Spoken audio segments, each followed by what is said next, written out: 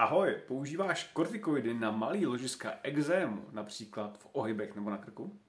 Nejspíš se shodneme, že v těchto případech jsou kortikoidy dobrý sluha. Používáš kortikoidy často a podvědomě tušíš, že to může být i zlej pán?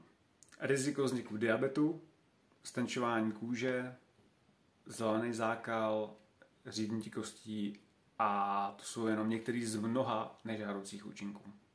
Já osobně užíval kortikoidy ze začátku pouze lokálně. Pak se mi ekzém rozjel po celém těle a dostal jsem se do fáze, kdy mě v nemocnici patlali kortikoidama 2x denně. Kapačkou jsem k tomu dostával hydrokortizon a když jsem byl doma, zobal jsem k tomu prednizon. Teď zpětně bych to pojmenoval jako chemický orgie. Když jsem hledal alternativní řešení, hodněkrát jsem slyšel, že kůže je zrcadlo střev. A i ty přece víš, že řešení problémů nemůže být na povrchu kůže, ale uvnitř těla. Týká se to i tebe a chceš poradit, co podpořilo mé celkové zlepšení a kůži mám konečně rok v kuse čistou? Napiš mi do komentáře a já ti rád poradím.